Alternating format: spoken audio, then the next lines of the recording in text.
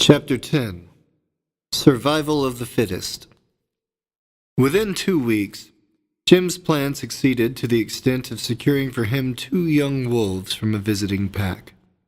With the approach of the mating season, they seemed to have thrown aside much of their natural discretion, and also not to be watched over any longer by parents. On the 12th day, he actually found the mate of Brown Chest in the trap at the base of the Porcupine Cliff. Beside her stayed the grim leader himself, until Jim's bent figure came plodding up the trail in plain sight. Only then did the grizzled old wolf rise from the snow and run into the woods before a rifle shot could reach him. The female also rose to her feet and made a last frantic effort to follow. She fought against the trap, gnashed her teeth against it, then slowly crouched down in the soiled, trampled snow. Jim walked around her. The heavy steel held the left front foot. She did not stir, but with ears laid back followed him with her eyes, a baleful gleam lighting them at times. Jim knew better than to come within reach. Her fur at a distance had always seemed to be black, but now it showed a yellowish undercoat wherever it had been rumpled. It was in perfect condition, however, thick and luxurious from good food and plenty of cold weather. All at once she pricked up her ears and gazed toward the mountains. Perhaps she had heard a call from Brown Chest. Jim felt a twinge of remorse. A few days later he caught the remaining 2 young wolves of Brown Chest's brood. Showing almost diabolical cunning, he had made tracks with 1 foot taken from the dead mother's carcass to bring them into the snares. If he had had any feeling of shame, he gave no sign. He had hoped also to catch Brown Chest and the black pup. A new snow added 2 inches to the drifts and wiped out the old tracks, as a sponge wipes out the pencil marks on a slate. Then Jim noticed a strange thing. In this snow, he found only a single trail, that of a huge wolf. He measured the tracks with his hand. It was plain that the black pup was roaming the woods alone. The old man pondered on this for a long time. Brown Chest, he finally decided, had paired with Blackie and sought a safer, better range. His pack having been destroyed, the wolf evidently was discouraged. There had been little but disaster for him in the upper valley of the Porcupine. Jim's guess was partly right. Brown Chest had become more cross than usual. Whenever the black pup came anywhere near him or Blackie, he showed his teeth and snarled. Finally, he lost his temper completely and flew at the younger male, driving him away, slashing at him as an enemy.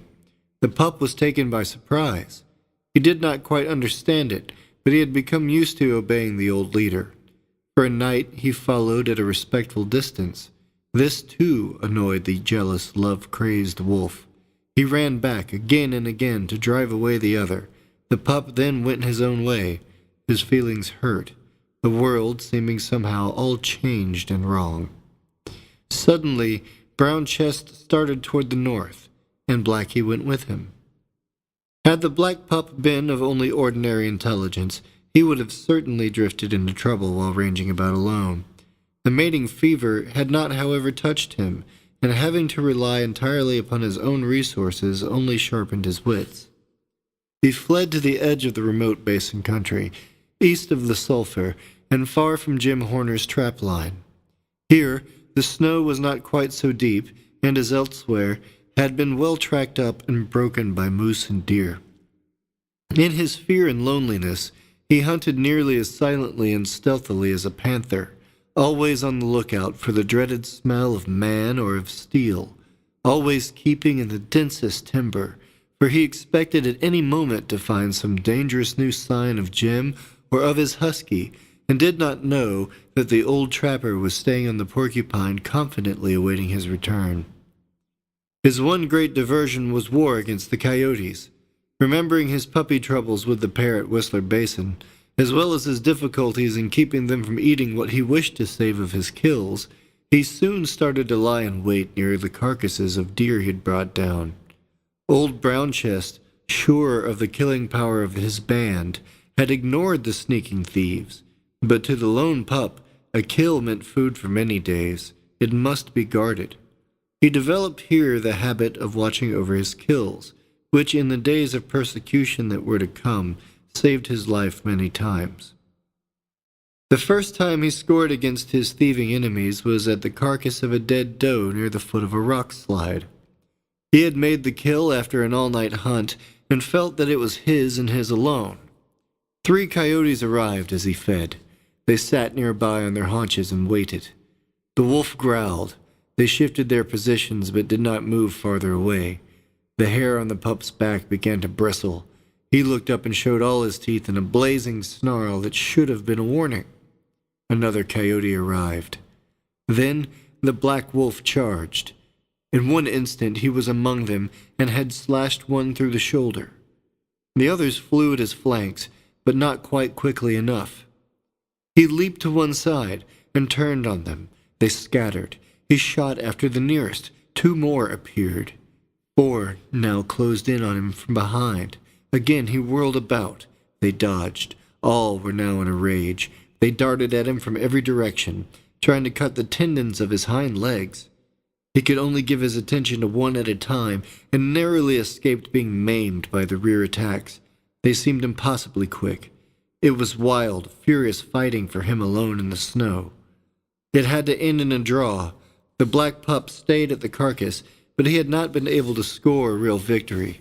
The nimble-footed enemies still sat around him, hungrily watching and waiting. With the coming of daylight, things had to change. The coyotes became uneasy and withdrew to the edge of the timber. The pup retired to the middle of a spruce thicket. Almost immediately, a coyote began to furtively approach the doe. The coast seemed clear. He swaggered forward, leapt on top of the carcass, and glared about him to cow the others of his band.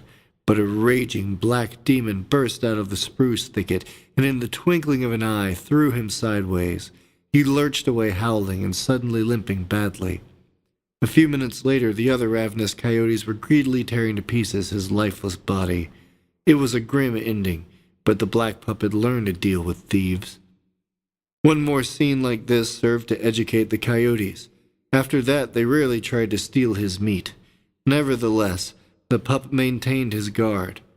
One evening he saw at the carcass what looked like a large coyote. He stalked it, then made a rush. The animal leaped to one side. He realized from scent and size that it was a wolf. In another moment the two recognized each other, for the newcomer was the gray who had appeared in the trail with the 2 younger wolves weeks before. Again the 2 brothers had come together, but this time the elder was in pitiful condition from poison.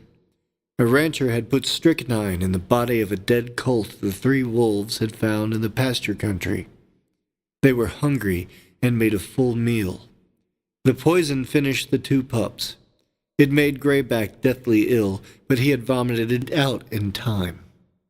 Afraid of being followed in the new snow, he had then taken to the trail and somehow traveled all of the way to the high basins.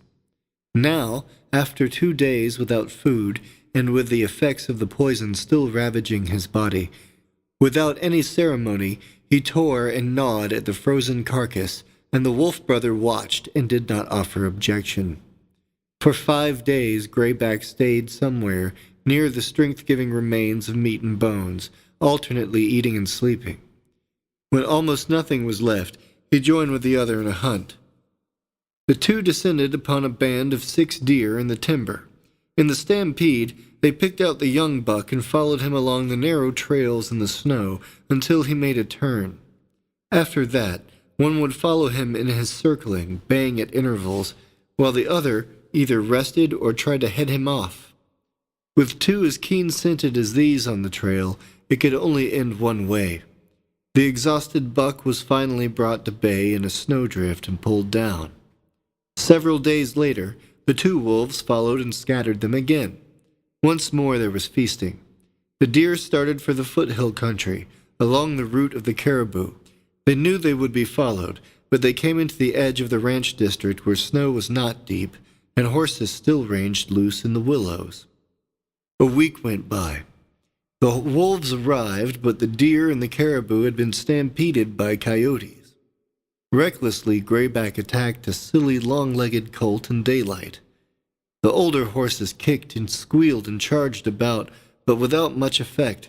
A noisy collie then appeared. The black pup, with his flaming hatred of dogs, took care of him and ended by chasing him to the edge of a clearing. The noise brought out two men. They caught a glimpse of the mighty black wolf, now larger than his companion Greyback, bigger than any wolf they had ever seen. "The king of all the wolves," someone described him with awe, and the name stuck, but it was generally shortened to just the King. And in the adventurous years that followed, he more than earned the title. Now, however, he was badly frightened. He had realized that this cleared ground was enemy country and that he had invaded it in a stupid way. He rushed past the busily feeding Greyback to warn him, then took the trail by which they had come. An hour or two later, he was far up in the mountains, but Greyback had not come. He howled at intervals. At last there was an answer, and the Grey came into sight, limping from a rifle shot. He had foolishly stayed at the carcass until the men found him.